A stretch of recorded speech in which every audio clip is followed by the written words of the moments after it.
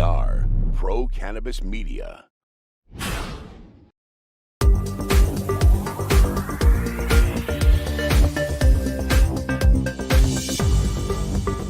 Here we go in 3, 2, 1.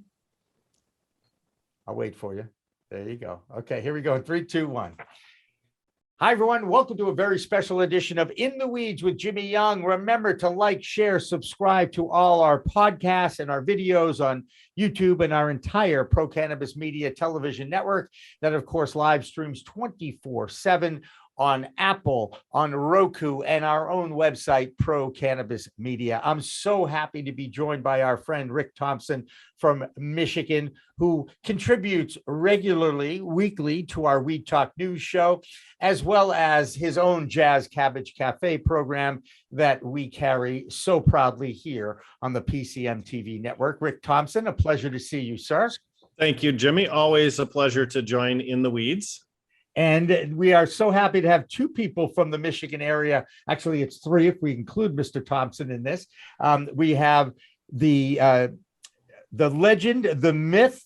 His name is Shannon Walters. He's with LightSky Farms, and he's joined by his marketing manager, Drew Fortune, on this particular program. Guys, thank you so much for joining us. And Shannon, we're going to start with you because, my goodness, your resume, 35 High Times Cannabis Cup Awards, 2 in 2021. I mean, I'm guessing that's just the most recent awards, because I saw a picture of you where you're donned with all of your awards. You have been in this business for a long time, haven't you, Shannon? Yeah, I have since 6th grade. 6th grade, that even precedes me. Okay, so that's very cool and good for you, because you've gone from, I don't know, you tell us your story. How would you describe yourself and your own story as far as a success in the cannabis industry? Well, it's a pretty long story, but we'll try to make it short. Like Fair I said, when I was in like 6th grade, I stole my first bag of weed from my dad, and we went out in the backyard and planted the seeds because it was Mexican, brick weed.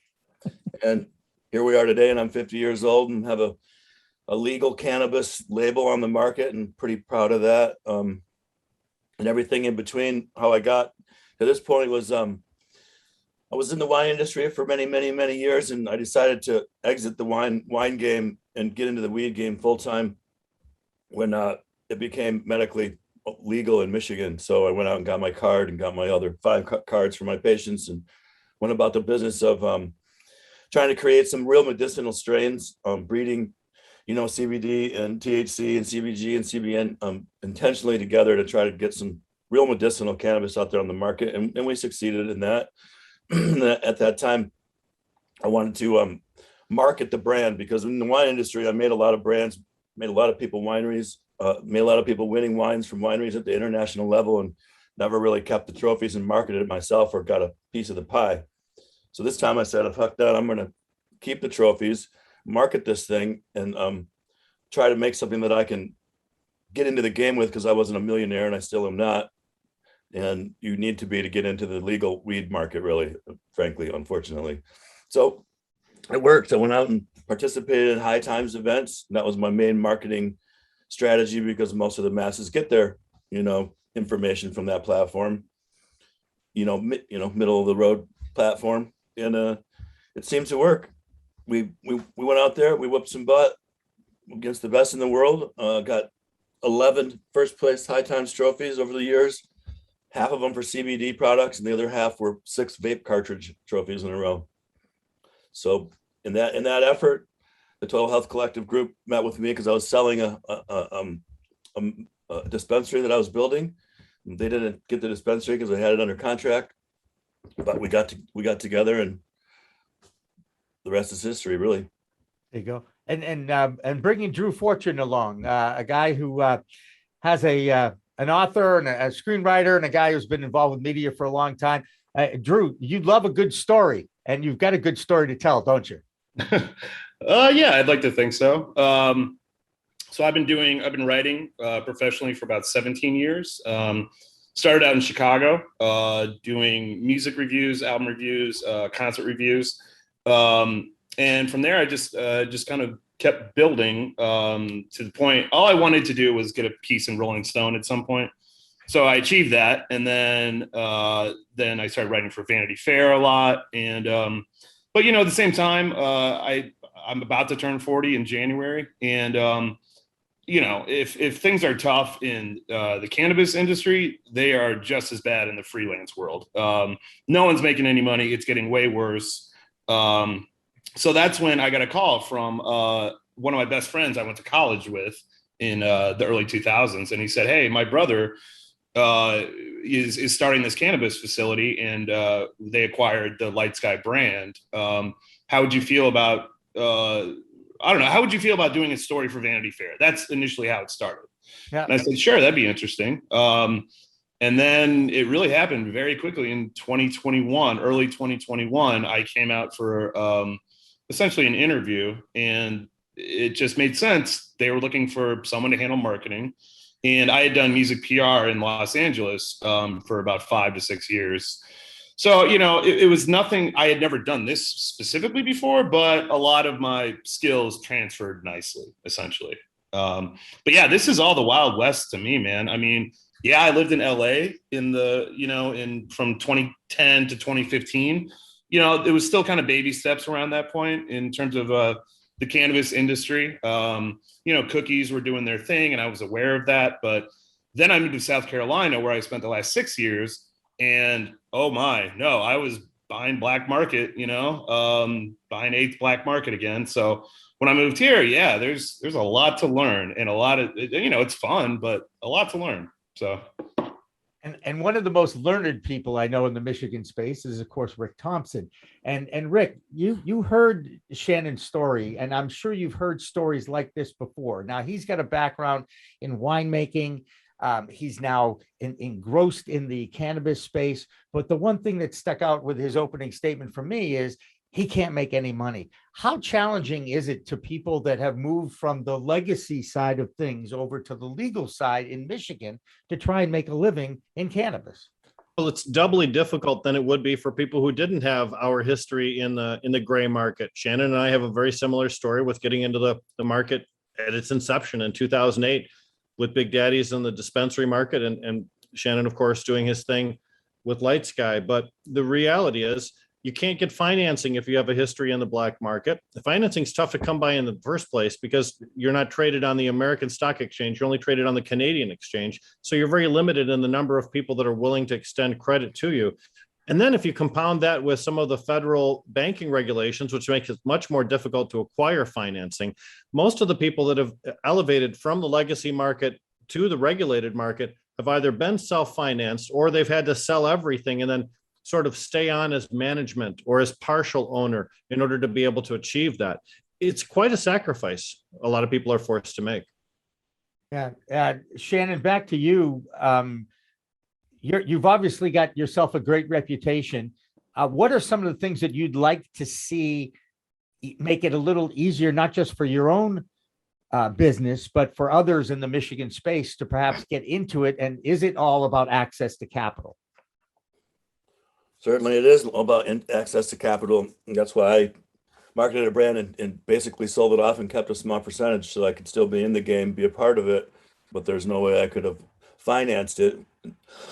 Excuse me. I have decent credit, but the millions and millions it takes to build one of these things out, to start it up, to do the marketing is a lot.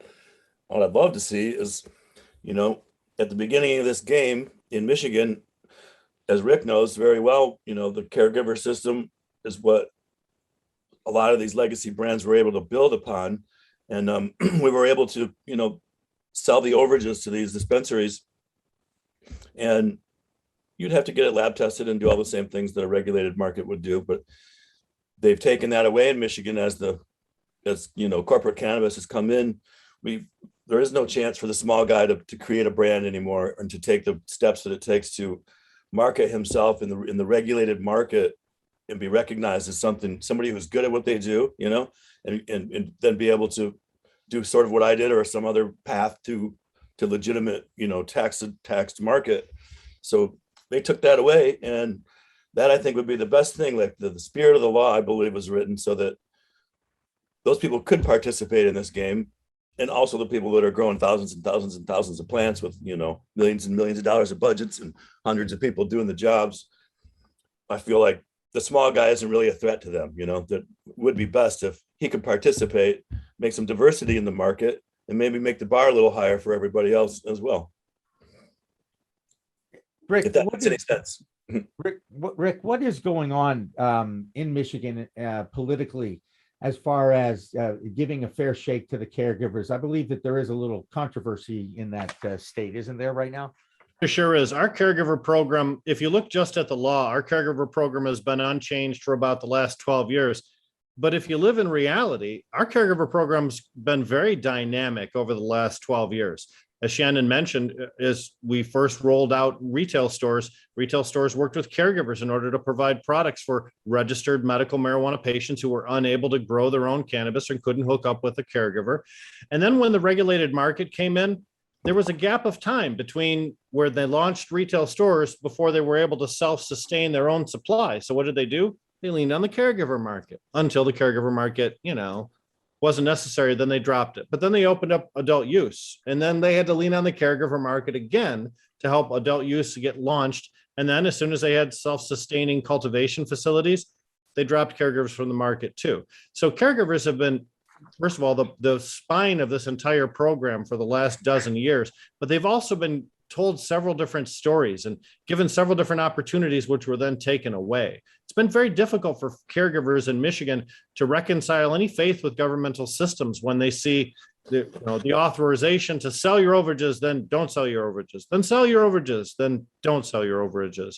It's a mixed message that lends people to drop out of the system and just go completely black market. Shannon, do you feel used?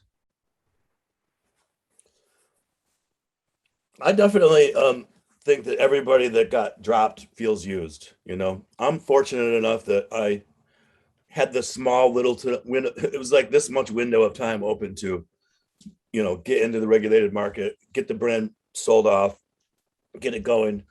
So I can't even do that anymore because you know, when you are in the regulated market, you can't really participate in the caregiver market. But yeah, definitely, it's a real slap in the face when you are trying to build something and then you get it taken away, whatever it might be. Drew, sounds like you've got a good story to spin there, pal.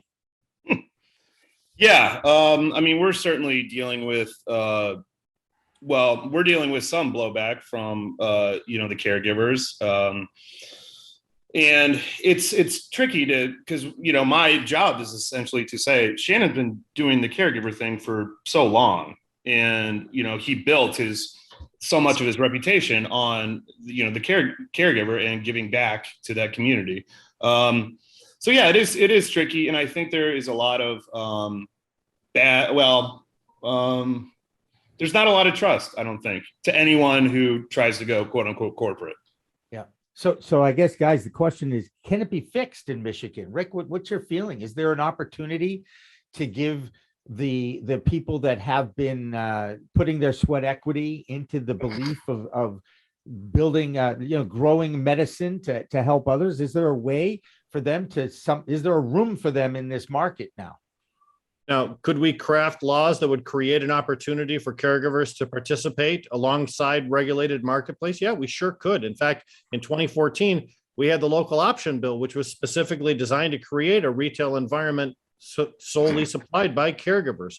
We know how to do that. The question becomes, do we have a legislature willing to pass laws that state that? And are the monetary financial resources that are commanded by big business, would they allow caregivers to take away a share of their business?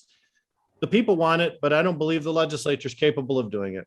And we see right now a particular proposal before the legislature to create a sham kind of an opportunity for caregivers to participate in the market. It's called a specialty cannabis grower.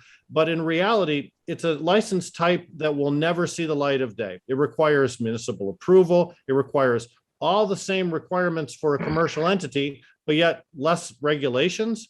So there'll be few communities if any, that will actually want these particular type of businesses. Plus, a regular caregiver would be hard pressed to come up with the finances necessary to rent a commercial building, to go through all the different stages that are necessary before you can get approval. So as it's currently written, the cannabis specialty grower license is a non-functioning, non-starter in Michigan. But certainly, in my mind, my people could create a way for caregivers to get involved. We did before. I was going to say, is that a function now more of the lobbyist and inside each state government than and again, are you? It's like we're forever fighting City Hall, and I say we, those that are pro cannabis, because it seems like the politicians, the big businessmen, are still controlling the rollout of regulations at all state levels, even a state that has a mature market like Michigan. Is that what's going on, right? Shannon, yes? Absolutely true, I think. Go ahead, Shannon. Yeah, I agree. Yep. What we're seeing now is the moneyed interest. It's just the nature of our democratic government system, where we allow black money to come into elections, unregulated, unmonitored political donations, to be able to influence campaigns in a way that make it impossible for you to, as a citizen, for you to track it, for you to understand what's happening, and for you to effectively counter that money. Plus, we don't have the resources available that big business does. And Michigan is one of the states where multi-state operators fear to tread, because we have such a great history of caregiving and let's just call it unlicensed sales here in the state. But also, we're a very open system, as far as no limitations on the number of licenses that can be issued, no limitations on the number of licenses per community. So in that instance, we would seem to be supporting small business. But the hurdles that it takes to go from a caregiver operation to a small business operation are just too great. Hey, Rick, I had a quick question, Jimmy, if you don't mind. The less I have to say, the better, Drew. Go ahead. Okay. Rick, is there a state that is doing the caregiver system properly, one that we could almost model Michigan on? Or there really is not. Yeah. I'm sorry, Drew. Yeah, I started to cut you off, but no, there really isn't. Michigan's caregiver system is almost unique in the United States. There are several other places that have caregiver programs, but our system is Maine different. is the one that comes to mind immediately to me, because the caregiver system preceded the license system in Maine, and then modeled our grandfathered 2008 in. law partially on Maine. You're right, Jimmy. Yeah, but they too, trust me, they have their challenges too. And Drew, I can certainly throw this out there, and Shannon, I don't know if you've ever heard of Uncle Pete Transpontaine from Maine, but this guy was really one of the biggest advocates for years in that state. He is a caregiver, and would be willing to chat with you guys in any way. I guarantee you, just because we consider Uncle Pete a friend of Pro Cannabis Media, since he's been with us since the beginning. Cool. And we watch that whole thing grow. So any questions you might have about the history of it, plus, guess what? In the Weeds with Jimmy Young with Uncle Pete Transpontaine is out there, available for on-demand viewing and listening. So if you want to check it out, you can. But I tell you, there's a bigger issue here, guys, and it's something I continue to read about every week in Weed Week and MJ Biz Daily and in Ganjapreneur and all the newsletters that are out there that are covering this industry. I think everyone recognizes, especially in the beginning. And I just came back from New York, a show in New York at the CWCB. And of course, New Jersey is also new to the market, if you will. New York thinks they've got it right. And I'm going to tell you right now, before they even issue one license, there's no way they got it right. Okay. Nobody's going to get it right, because in the beginning, whenever you're writing regulations and writing new laws, there isn't a right way or a wrong way. It's just the way to get it done. And I think Michigan's a great example. They've chosen a way to get it done. And I'm listening to three guys that have been privy to what's been going on in that state, and they haven't gotten it right there either, even though you've had a strong history of advocacy and reform in that state. So I guess the next topic of conversation is what can be done. I think we all see that in the beginning of a market like New Jersey and New York, the MSOs are going to get in. The social equity applicants are going to get in front of the line, at least get an opportunity to get to that front of the line. But my question is are they using social equity applicants as a kind of a sham? It's kind of like, hey, we're doing this right. See, but in reality, it's all about access to capital. And I keep hearing that you're not going to get access to capital. So are we in a catch-22? How is the cannabis industry? Is the cannabis industry going to survive no matter what? I guess is the question. Rick, you as someone you can look at that question and at least pontificate on that, right? Well, I think it's a truth of capitalism that industry will survive, even if it is the most crass, uneducated, discriminatory industry. Industry can still survive. The goal being we want to create an inclusive industry that respects people who have been in disproportionately affected communities over time. So the social equity program in Michigan hasn't really taken off as well as it should for a couple of different reasons. One of them is the lack of participation from the city of Detroit. Detroit has issued medical marijuana business licenses, but wants to tie the rollout of the adult use licensing program to social equity applicants. And I love the idea. They just have to do it in a legally compliant way. And the first time they tried it, it was not legally compliant. The marijuana regulatory agency just issued, they can create new license types at will if they wish. They just issued 6 new license types, all specifically tied to social equity. And they did that because the current social equity situation wasn't getting the job done. And Jimmy, there's no shortage of people that say, I need to get into the industry because I've been disadvantaged. There is a shortage of people saying, I'm willing to lend you money to help you get into the industry because you've been disadvantaged. Right. Shannon, with your reputation, are you still having issues getting funding? We don't have issues getting funding. I know that the folks that have acquired my brand have spent a lot of money to get this thing off the ground, and I know that they could raise more money, but we're trying to get it to pay for itself here along the way as well, instead of just constantly throwing a ton of money at it. I wanted to say one more thing on that subject we were just talking about.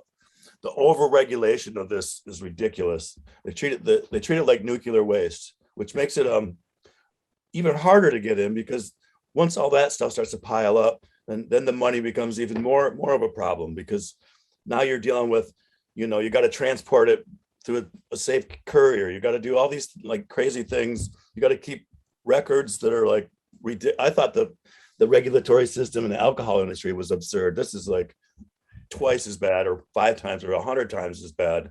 That there's like 10 people just to keep track of the compliance paper. It's like, it's absurd. Well, they should treat this like growing tomatoes, man. This is an agricultural product. You start getting into processing and things of that nature in lab work. We've got to go through the testing and the safety precautions, but the amount of oversight is just crippling to the small guy and the big guy, frankly. Right. Yeah. And all that regulation, all it does is really just slow things down almost to a snail's crawl almost. Oh, man. Yeah. Well, Yeah. Like Right. trying to pass legislation on cannabis. It takes forever.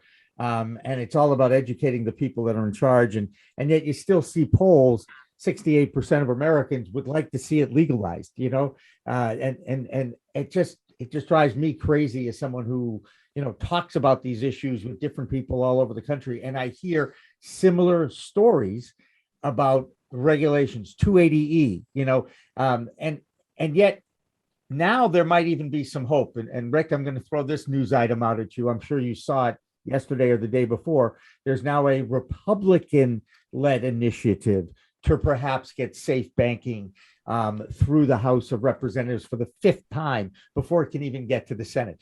Do we just shake our head at this, or do we say, oh, now it's going to have to be a Republican-led initiative to get cannabis reform at the federal level? Well, Jimmy, it's a truth that typically the party that's not in power gains seats in the legislature during off-year elections. 2022 is an off-year election. As much as I'd like to see federal cannabis reform happen in 2022, I'm rather skeptical that it will. So if we're looking at a post-2022 schedule, Republican inclusion is going to have to be there. The margin for the Dems in the House is nothing. It's 50-50. I mean, in the Senate rather. And then the House, it's shrinking all the time. So it would be impossible to do this without some bipartisan support on a federal level. Plus, if you did it without bipartisan support, there wouldn't be a lot of buy-in from the states. And what we really want is people to believe that what the federal government's passed is actually going to be beneficial. The Republican proposal that you reference is what they call a more moderate proposal. It's not doesn't include all of the different advantages we'd like to see in it, but it does still include unfettered interstate commerce. And that's something we're very concerned with. A brand like LightSky Farms doing a great job in Michigan. In fact, I got a LightSky Farms pen right here because I love the guys. Yeah, Rick. But the reality is if in 2022, multi-state operators were able to come in here the way that they have been in other places, or if they were able to ship their excess Oregon and California supply to Michigan, LightSky Farms might just get washed right out of the market. Right. You're looking at places that have been holding thousands and thousands of vape carts. Oregon has like a 2-year oversupply of cannabis on its shelves. It would just love to shove at a discount down Michigan consumers' throats. And that would disrupt all of the small businesses that have already started here. As much as I'm in favor of federal regulation, we have to restrict the transfer of cannabis from state to state in order to respect the initial state licensees and make sure that they're protected in this dynamic marketplace. Yeah, I think part of that bill didn't put some kind of an interstate tax, an excise tax, I believe, on 3.5%. Yeah, and I think in theory that may make sense, but it has to be controlled. It has to be really controlled. And I you're asking a lot for an industry that has been around for thousands of years. Let's face it, used medicinally by thousands of people over the years to become like the perfect new industry. And through overregulation, they're making sure that you have every restriction possible to get it to work. And I don't think it's certainly not fair. And Shannon, I can sense some frustration in your answers as well, because all you're trying to do is grow a plant, right? And it's like, but there's 80 years of this propaganda, this misinformation that's fighting every single movement in every legislation, whether it's at the state or at the federal level, all over the world. So it's tough to get it right coming out of the gate. And I think that continues to be a lot of the frustrations. Are there advice, we have lots of listeners in Texas, an illegal market, and New York and New Jersey, a growing market. From your perspective in the Michigan experience, Shannon, what would you suggest an operator in any of those states trying to make it from either the legacy side to the legal side, or is the advice just stay where you are? Yeah, try to make a living in whatever way you can. Try to navigate the system that you have to work with and push it to its furthest boundary without going to jail, because to get out there and to try to market yourself as a brand, because that's what it takes to get into the market, right? There's a lot of risk involved in that. I mean, put my ass on the line, with the brand and the trying to market it and do all this stuff right at the edges of what you were allowed to do in the caregiver, model that they had set up here. Right. And I'll tell you, as a father and a homeowner and all that, it's scary as hell. So my advice is go for it, right? But try not to have the feds knocking on your door like they were on mine the day before I sold this thing. You got the DEA, the local narcotics agency, and all these people knocking on your warehouse door while you're trying to exit and get into the market. It's like, those are the realities that people face, and it really sucks, frankly, So my advice is go get it, but be careful. Yeah, I mean, that just bothers, and that take it to the next level. So they bust you. Let's just say they barge in, they bust you, they confiscate.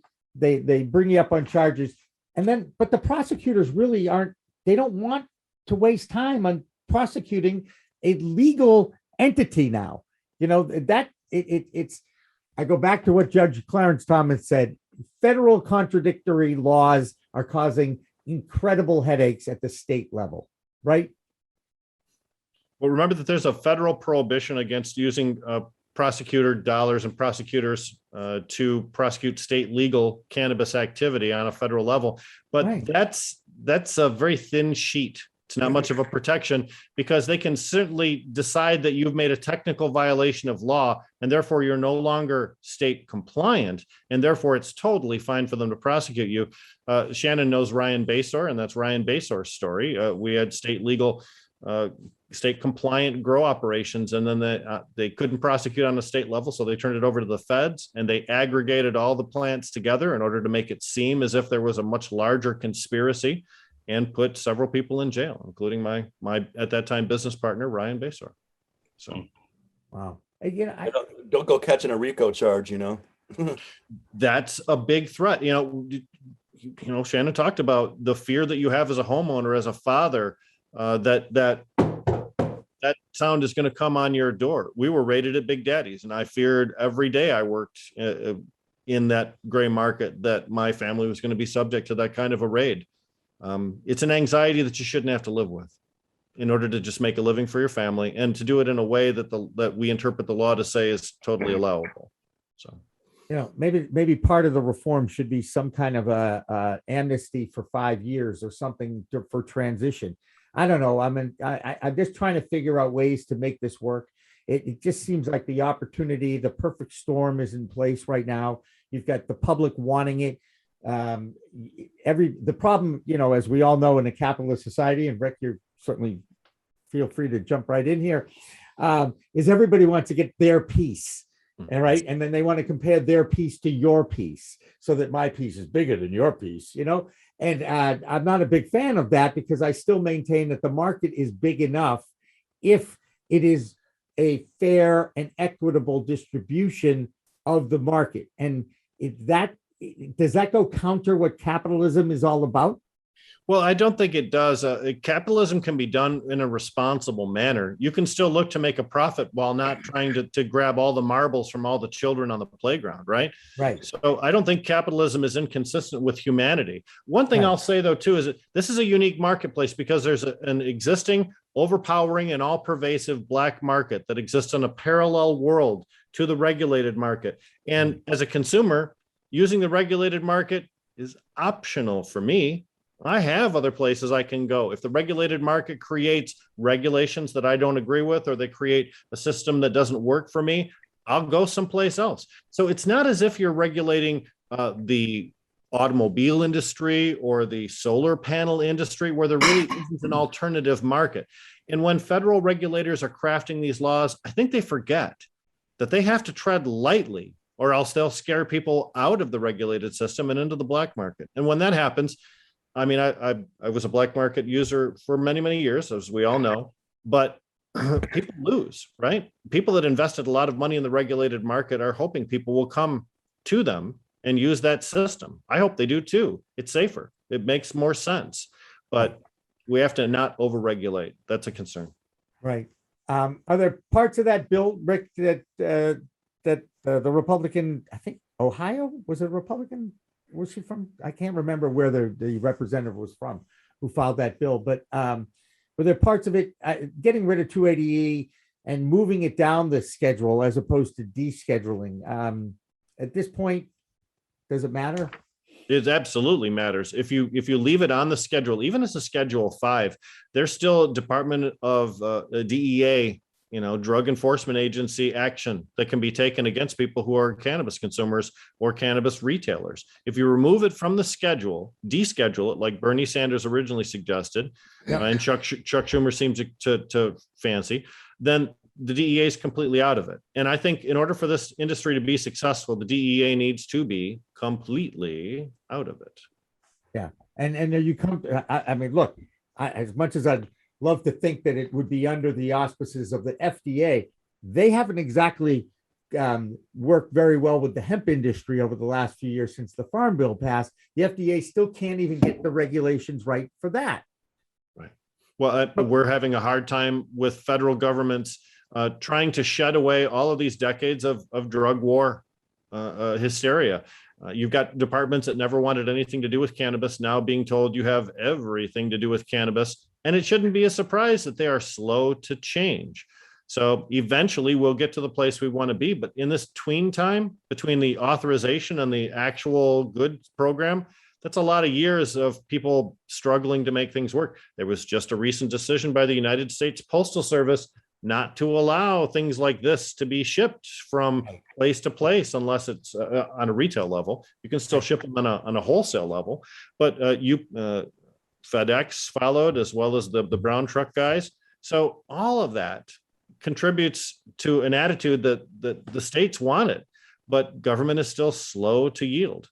Yeah. I always wonder myself, how much misinformation about cannabis still goes on in City Hall and some of the regulators. I mean, do they still almost operate with the reefer madness mentality that this is still the devil's lettuce? It's going to morally corrupt in society. I think they do, man. When I'm at my town hall trying to get stuff passed in my town, it was like madness. And Wow.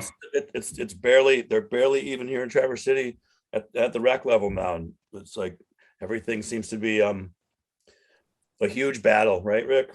It is. And if you watch the video of the Regulatory Reform Committee from a couple of weeks ago, when I got gavelled down and kicked out, you can really see the lack of information on the part of the House representatives there. Not a lack of interest, but a just lack of info. And in fact, one representative called cannabis a drug, and we haven't heard that for a while from elected officials. So the fact that we elect reps every 2 years means we have to do an ongoing series of educational situations in order to keep them up to date on what's going on. And I guess maybe we just haven't done our job enough to keep them informed as to where they should be. I'm going to disagree with you. I'm going to disagree with that, Rick, because I think you guys and everybody in the industry tries to do the best job they can about educating. To me, it comes down to effort by our elected officials. And it is unfortunate it's unfortunate that it takes effort. And I use sports analogies all the time. It's the same reason why in basketball, these guys could score at will. That's why defense wins championships. Defense takes effort. Effort means initiative. You've got to actually take an interest in learning about the product, taking the time to do that. We, the four of us on this discussion on this show right now, have an interest in the industry. So we take the time to get ourselves to look at the newsletters, to look at the research studies that are out there, to talk to people like Shannon who have the experience in the industry, in sweat equity, literally in the fields, making the product and making it work. And by the way, probably helping hundreds, if not thousands of people improve their lives through the medicine that this plant offers.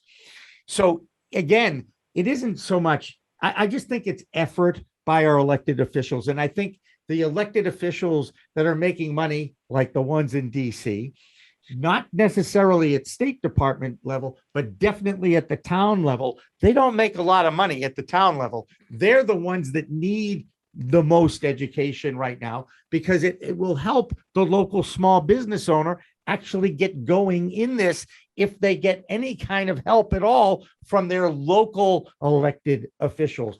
Let's face it, there's a reason why all of our voting happens during presidential elections. We don't see a lot of turnout for local town elections. And you can see the frustration of people trying to start businesses at local towns in a highly regulated industry that are just shut down left and right. This is what bothers me. And again, it goes back to educating local people.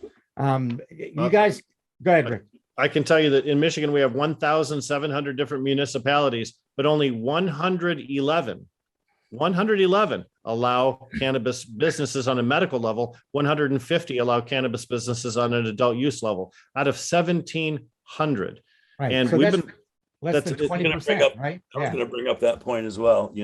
This opt-in, opt-out monkey business is bullshit. We got like the people voting for this and we want it. That should be the end of the line. Shouldn't be like this township over here. So I got Traverse City, for example. Garfield, they're opt-out. Well, there's a huge industrial park over there. It would be great to have that as a place, instead of just storage units or something like that. So this the other states coming in shouldn't do this opt in, opt out. If your people want it, give it to them. Yeah, Shouldn't have some judgmental township hall crew deciding what the people get when the people already wanted it. yeah. Human behavior is such, by the way, when given options. Okay. We tend to take the easiest option. Okay. And for stuff that we don't know, it's easy to opt out of it, which I think is why you're seeing only 20% of townships in Michigan opting into it. What has to happen in time is the towns that have opted in are getting the tax benefits of having that industry in their backyard. We're starting to see it now in Massachusetts.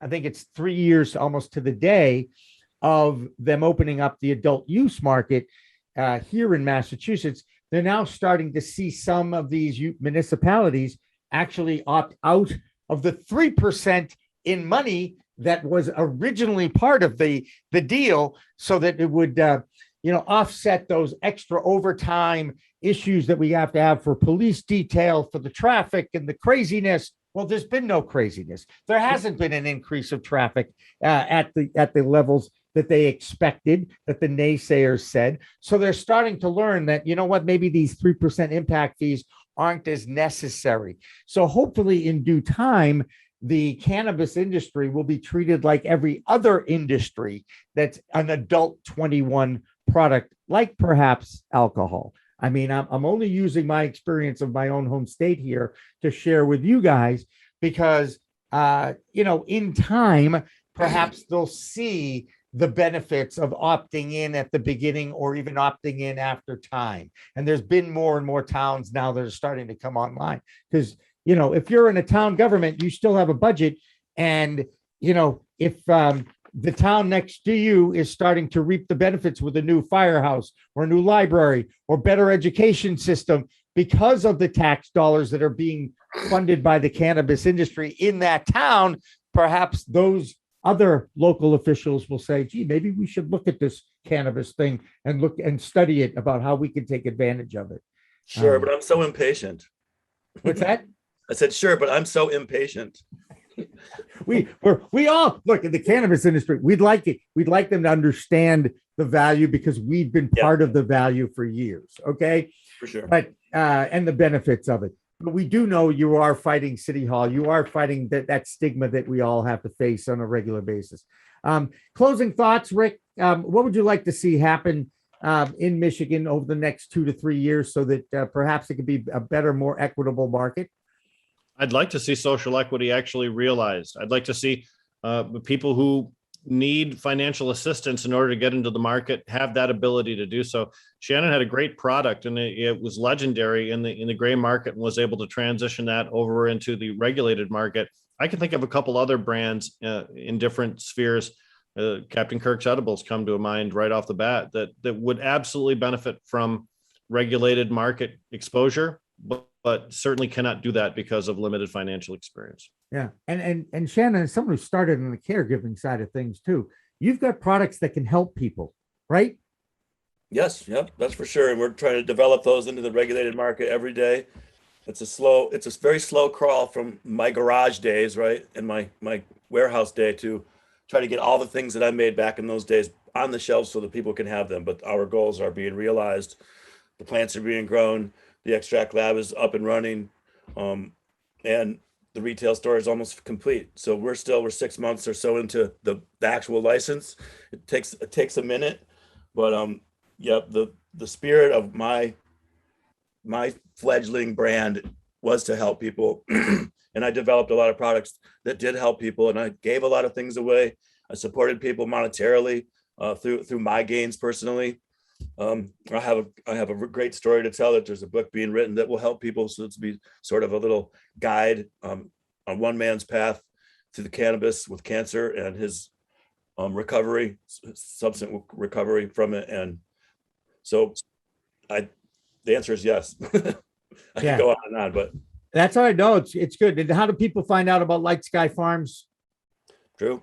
We're on LeafLink. We just went live on LeafLink about 2 weeks ago. LeafWire.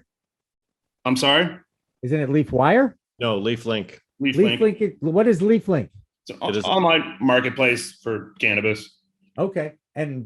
But I can't go in Massachusetts and go on to LeafLink and get LightSky Farms, right?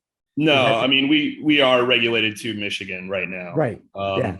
But, we're spread out across the state in other provisioning centers. And we are, like Shannon said, opening our own provisioning center on site in Burton early Q1 of next year.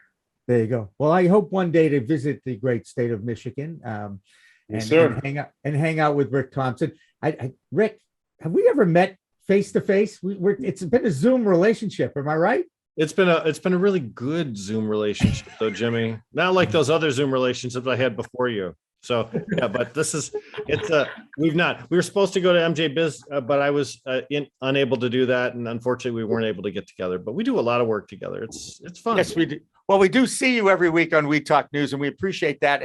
And guys, obviously anything I can do to help out opening up doors for you online, I'm certainly willing to help with that. And you've got a great advocate for the industry with Rick Thompson. We were lucky to have him as part of our world, and his Jazz Cabbage Cafe is a regular program on our Pro Cannabis Media Network. So Drew Fortune and Shannon Walters from LightSky Farms, I so appreciate spending some time with you guys. I know we worked on this for a couple of weeks. I'm glad we were able to carve out some time and get it together. Our hope as a network here is to continue to share these stories with the world, because I so believe that this plant can make such an impact so many ways. We've all seen it.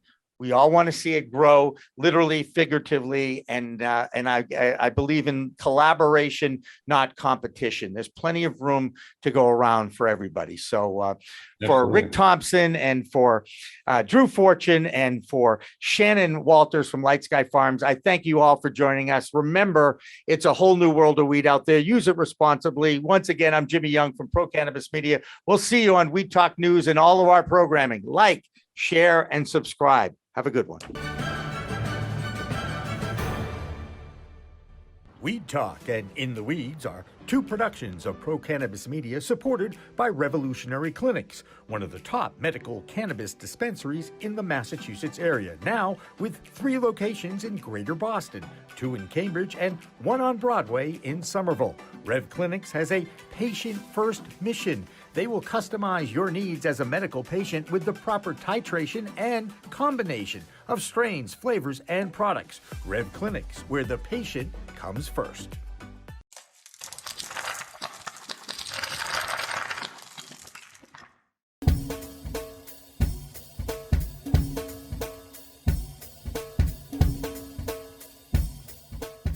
Difference is building a solution for that individual. Not just a custom, here's a box, here's a video, here's how you make your VMS. We custom design and custom build every situation for exactly what the customer needs. And we keep the cost low. We have multiple tiers, as far as what you're looking at on the cost side of things. If you want a one-time, where you just pay one initial cost, we have that. If you want to maintain your system and have the highest protection and highest capabilities and highest upgrades at all times, we have different plans for you. But we scale it so it's scalable and affordable 100%.